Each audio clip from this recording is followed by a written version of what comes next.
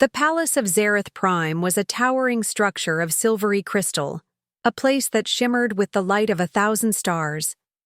Its halls echoed with the soft hum of technology, and its walls were adorned with the finest works of art from across the galaxy. Yet despite all its grandeur, it was a place of quiet despair for Princess Virel. She had been born with everything that should have made her a symbol of pride for her people, a royal bloodline that ran back thousands of years, beauty that could rival the brightest star in the sky, and a mind that was sharp and brilliant. But she was blind. Her eyes, silver and striking, saw nothing but darkness. From the moment she was born, it was clear that she was different. Unlike the rest of her family, who were known for their strength and grace, Virel was weak in the high eyes of the court. Her blindness meant that she couldn't lead armies or rule with the visible power that her people expected of their monarch. She could not see the future unfolding before her. She could not stand tall, feeling the wind on her skin like her father, Emperor Zal, who was known for his imposing presence. She had no strength to carry the weight of the galaxy on her shoulders. As she grew older, her physical limitations only became more apparent. She could not walk without the help of specialized machines that moved her like a puppet. Her legs were like fragile limbs that never had the chance to grow strong. She could not take part in the great hunts of the Zareth royal family, nor could she hold a sword in battle to defend her planet. Her disability was not something she could hide. She could hear the murmurs of the court, the whispers that echoed through the palace's chambers.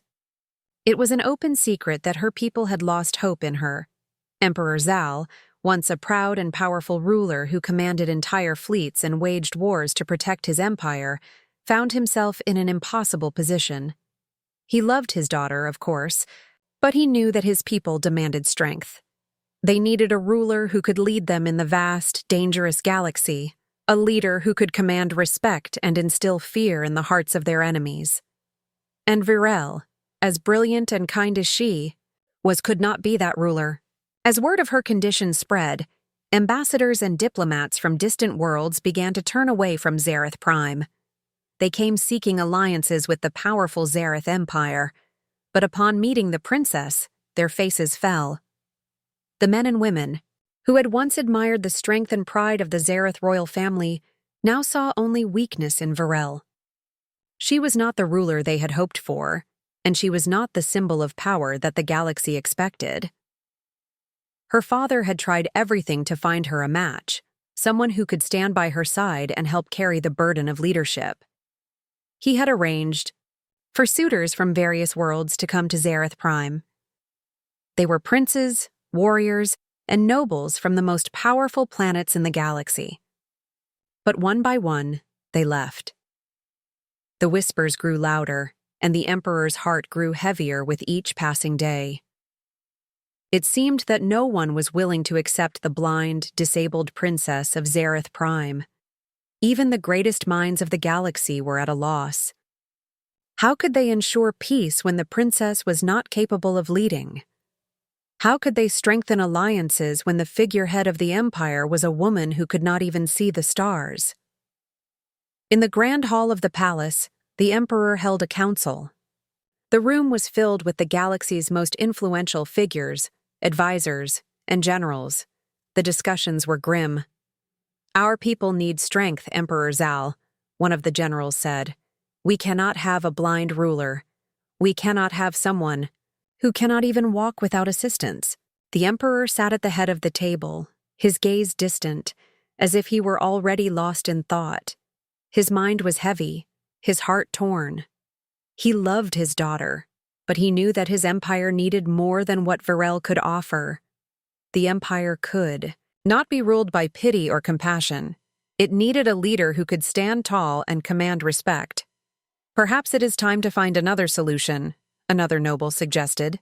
"Maybe it is best if we find a way to pass the throne to someone else, someone who can take charge and restore the strength of our empire." The room fell silent at the suggestion. The emperor's eyes, once filled with a fierce fire, dimmed. He had always been a proud man, but now he was trapped. He had no choice. Varel could not lead the Empire. She could not fulfill the duties required of her. It was a painful realization for him. He had hoped for a different future, a future where his daughter could rule with grace and wisdom, but that hope was slipping through his fingers. Varel, on the other hand, had long known that her place was not in the grand halls of the palace or on the throne beside her father. She spent most of her time in her private chambers, where she could listen to the stars and the distant hum of space. She had learned to listen to the music of the universe, the sounds of the galaxies colliding, the vibrations of planets in motion. She had created a world of her own, a world where she was free from the judgments of others. But even in that solitude, the loneliness crept in. Her people had abandoned her, and she had come to understand that she would never be their queen. She had no one to turn to.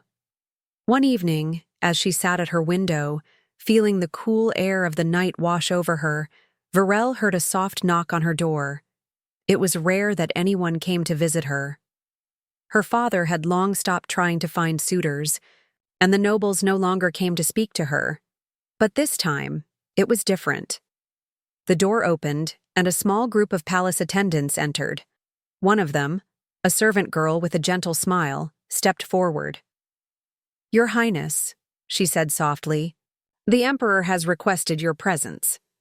Varel was surprised, but she did not hesitate. She rose from her seat, the machines that helped her walk lifting her from the ground.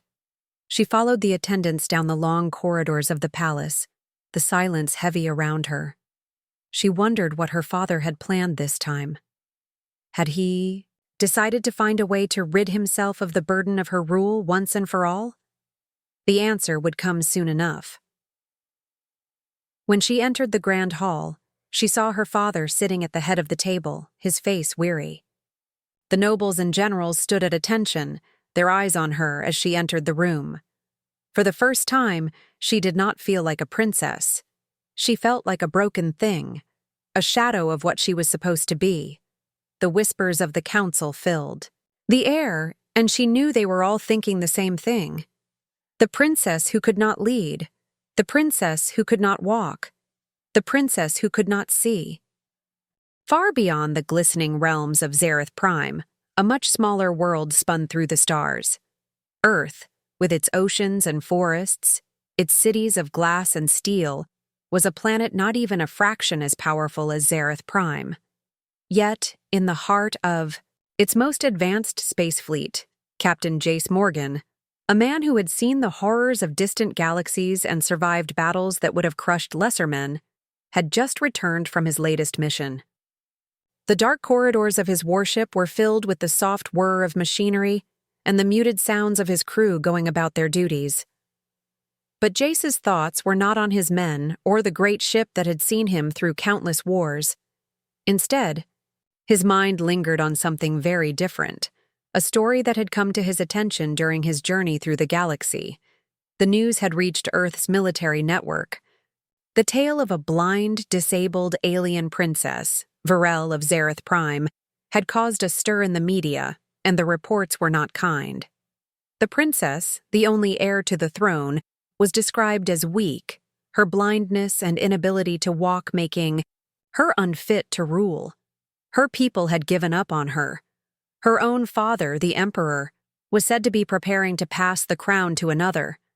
But despite all the insults, there was something in the story that pulled at Jace's heart.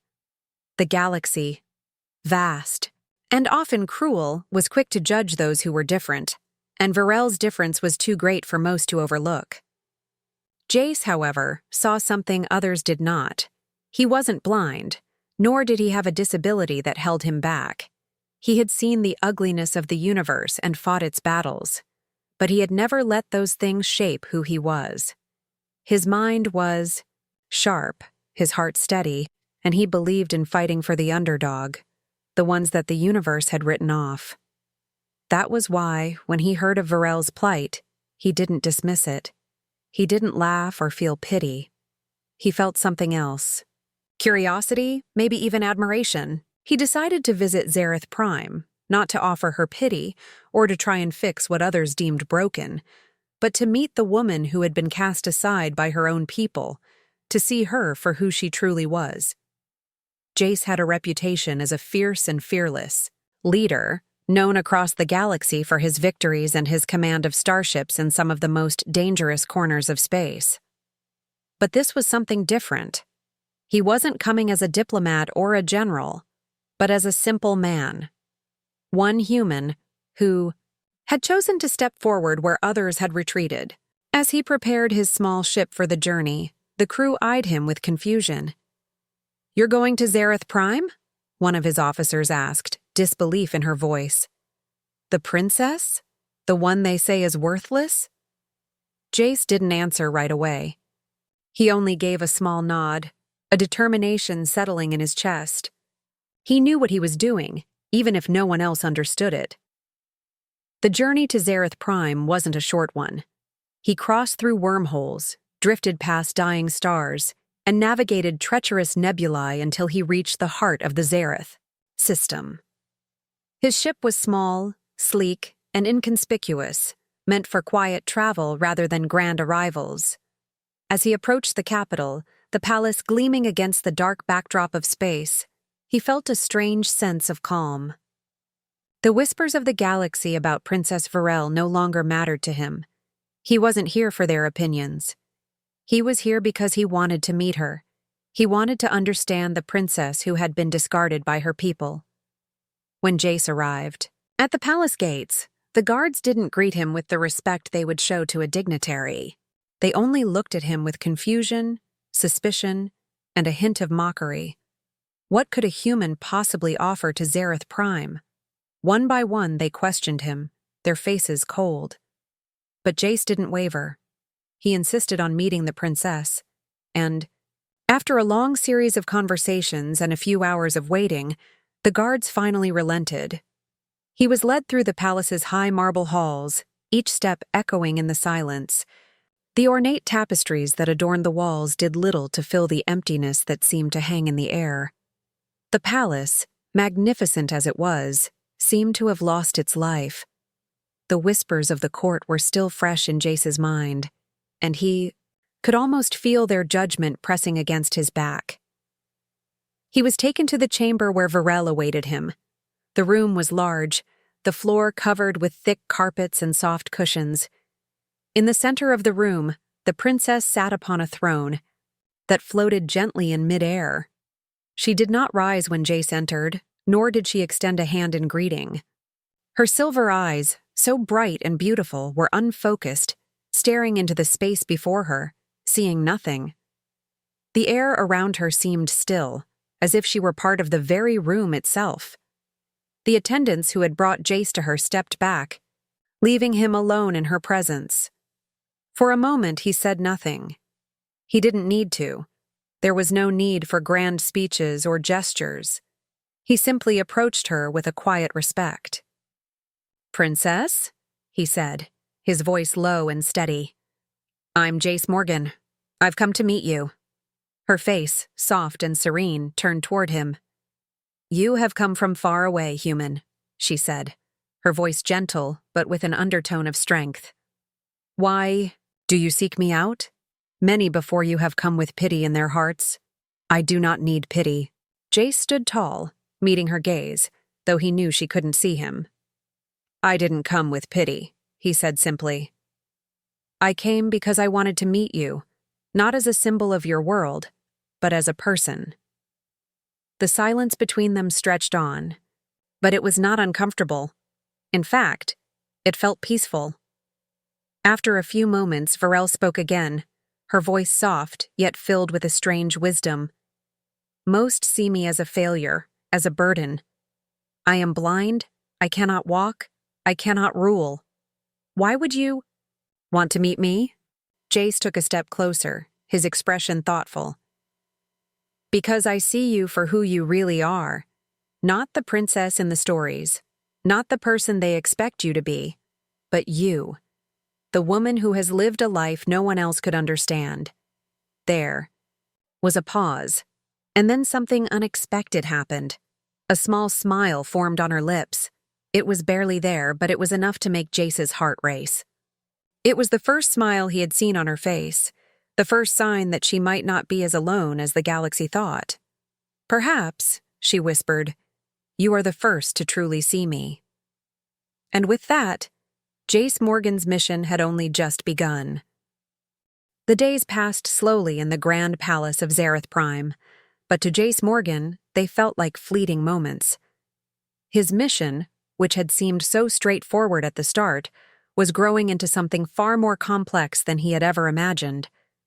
As the first human to speak directly with Princess Varel, he had found something that no one else had, an unspoken connection between them. He had come to meet the alien princess who had been cast aside by her own people, but what he had found was a woman, strong in ways that could not be measured by sight or ability. They had spent hours talking, not just about her position as the sea heir to the throne, but about everything that shaped her world. She spoke with a calm wisdom, though her words often carried a weight of sorrow. Her blindness, something the galaxy had labeled as a weakness, was no barrier to her understanding of the universe.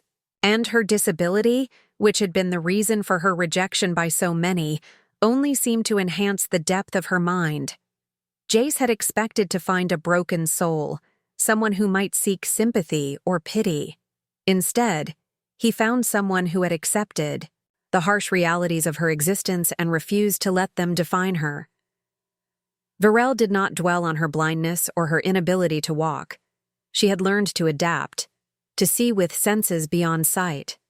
She spoke of her love for the stars, how the shifting constellations above her homeworld comforted her. She talked about her deep connection to the people of Zareth Prime, how she had spent years studying their history and traditions, despite being pushed aside as unfit to rule. She had a mind like none Jace had ever encountered. It was sharp, insightful, and full of wisdom, a stark contrast to the way the galaxy had viewed her.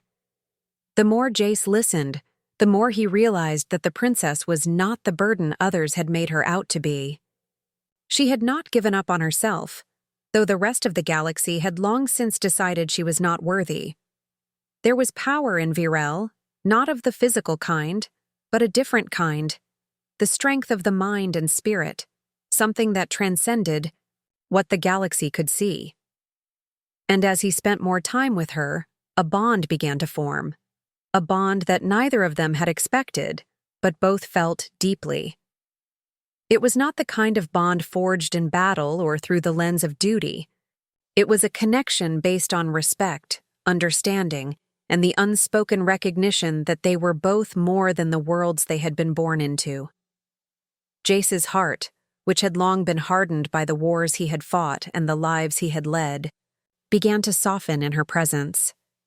He admired her not just for her intelligence, but for her quiet resilience. There was a strength in her silence, a grace that was more powerful than anything he had ever seen.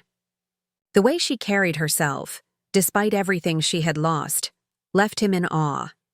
He found himself drawn to her, not as a leader or a conqueror, but as someone who had been touched by her story, someone who wanted to protect her from the cruelty of a galaxy that had already written her off. Varel, on her part, began to feel something she had not expected either. For years, she had lived in the shadows of her father's expectations, the whispers of her court, and the judgment of her people.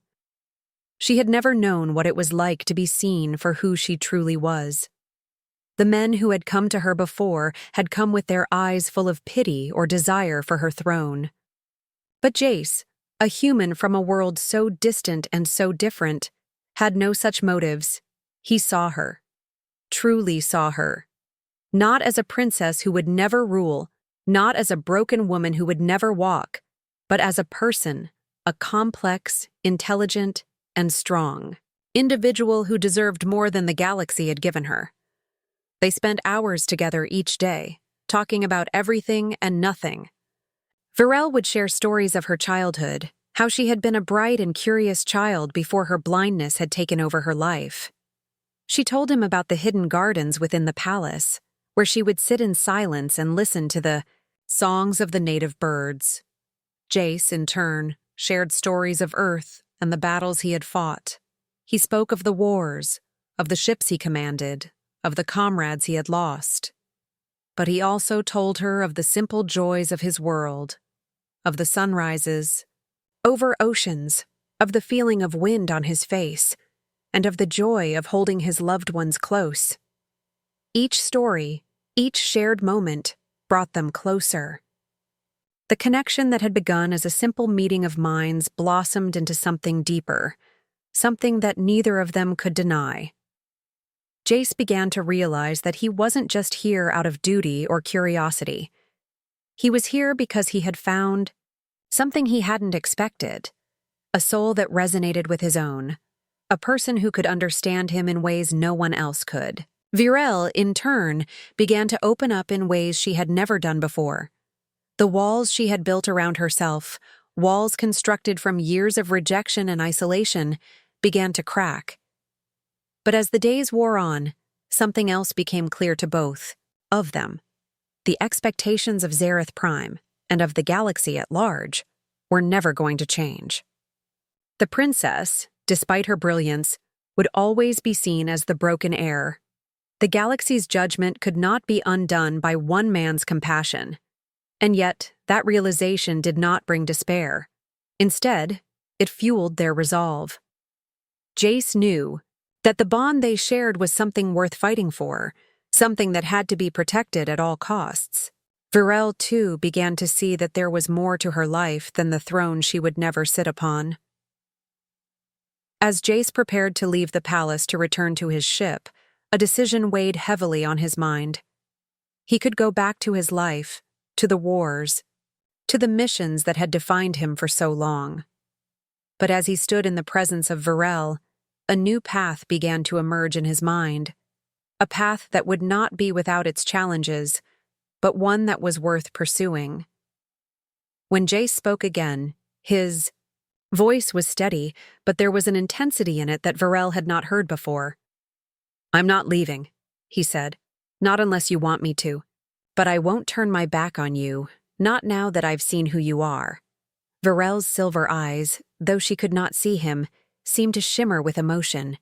She had never known someone who would say such a thing, someone who would stand by her, not out of obligation, but because they truly believed in her. And in that moment she realized that there was still hope. Hope for herself. Hope for a future beyond the limitations others had placed on her. Together, they would face what the galaxy had thrown at them. Together, they would show the universe that no one, not even the disabled alien princess, was beyond saving. The moment that Jace had feared finally arrived, but it came with an unexpected clarity. He had known, deep down, that his time on Zareth Prime was limited. His mission had not been about saving a planet, nor was it about diplomacy or war. It had always been about Princess Virel, the alien heir who had been cast aside by her own people because of her blindness and inability to walk. His time here had been spent getting to know her, understanding her struggles, and realizing that the bond they had formed was far deeper than anything he had anticipated. Yet, even as their connection grew stronger, there was still the looming reality that he was a stranger in her world, a human from Earth, someone who might never truly belong in her life. The galaxy had its rules, and Zareth Prime had its traditions, rules that would never accept a human as more than an outsider. But Jace could not shake the feeling that he had to try, even if he stood alone against the entire galaxy. In the weeks that followed, Jace and Virel's bond only strengthened. They had shared their fears, their hopes, and their dreams. Through countless conversations, they had come to understand each other in ways that no one else could. Jace had been there for Virel in her moments of quiet reflection, and she had offered him solace during his own troubled times. The connection was undeniable. It was not based on attraction or pity, but on the recognition of each other's humanity. The princess, despite her royal blood and alien heritage, was still just a person, and Jace had come to see her not as a fragile creature in need of saving, but as a strong individual who had been given a set of circumstances that had tried to break her, yet she stood strong. But as the days turned into weeks, the pressure on Jace began to mount. His mission had been clear.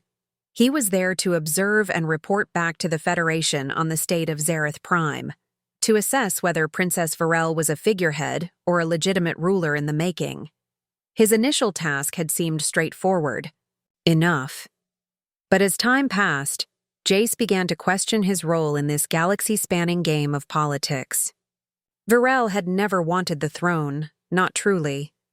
She had no desire to lead a people who had rejected her, and her heart had never been set on power. What she wanted was something simpler, a life where she could exist without the burden of expectations. She wanted to be seen, truly seen, and for the first time in her life, Jace had done that. The others, from her own family to the court, had never understood her. But Jace did. Despite their deepening connection, the political tensions on Zareth Prime had not abated. The court, still full of power-hungry individuals, had begun to grow restless. Princess Varel, they believed, was an obstacle to their ambitions. Her blindness and disability had become symbols of her weakness, a weakness that could be exploited by those seeking to gain control of the planet. As Jace spent more time with Varel, he became increasingly aware of the dangers that loomed over them both. The princess's life was in danger, not just from the external threats of rival factions within her world, but also from the quiet, insidious poison that had infected the palace itself. The people who had once been her allies were now her enemies, and the palace had become a gilded cage where even her every word and movement were scrutinized. One evening, as they sat in the royal gardens, a place Varel loved despite her blindness, Jace felt a shift in the air. The garden was calm, the stars twinkling above them in a night sky that she could no longer see. But for Jace, it was a beautiful sight. The crickets sang softly in the distance, the air was cool, and everything seemed peaceful. Yet beneath the surface, something was changing. Varel's eyes, although they could not see, seemed to search his face, sensing the weight of the decision that was about to unfold. She had always been intuitive, perhaps more so because of her blindness, and tonight, she sensed the distance in Jace's demeanor. He was holding something back. "You're thinking about leaving, aren't you?" Varel's voice was soft, but it carried the weight of someone who had learned to read more than words. Jace looked at her, surprised. He had not expected her to address it so directly, but then again, he should have known she would. "I don't want to leave," he said, his voice carrying a quiet sadness. "But I'm not here to change your world. I came to observe, and I've done that. I've done everything I was sent here to do." Varel did not respond immediately. She simply let the silence settle between them, and Jace could feel the sadness in her too. He had come to know her well enough to realize that her pain was not just physical, but emotional as well. She had long ago accepted the fact that she would never be the ruler Zareth Prime wanted, but she still felt the sting of rejection from her own people. He could see it in her posture, the way her shoulders slumped, the way she occasionally closed her eyes, as if trying to shut out the world that had never truly accepted her. "I don't need a throne, Jace," she said finally, her voice steady. "I never have. But you are the first person who has ever believed in me, truly believed in me. Not because I'm a princess, but because of who I am. And I can't let you leave just because you think your job is done." Her words hit him hard. She was right. It wasn't just about her being a princess. It was about who she was as a person. And he realized that he hadn't been sent to Zareth Prime to merely observe. He had been sent here because he could be a part of something greater. Something that could change the course of history. But the path forward was not clear. If he stayed with Varel, he would be defying the expectations of the galaxy. He would be standing against the tide, risking his life and reputation in the process. But as he looked at Varel, he realized something else. He had already made his choice. He had been part of wars before, But this was different. This was not about conquering or defeating enemies. This was about standing beside someone who deserved to be seen. And if that meant defying the galaxy, so be it. "I'm not leaving," Jay said, his voice firm with a resolve that even he hadn't expected. "I'm staying with you, whatever it takes." Varel smiled, a small, knowing smile that lit up her face despite the uncertainty surrounding them. She had found someone who was willing to fight for her, and that was all she had ever truly needed. In that moment, she knew that together, they would face whatever came next. The universe could try to tear them apart, but they would stand together, as equals in a world that had never given them that chance. And for the first time in her life, Varel felt truly free.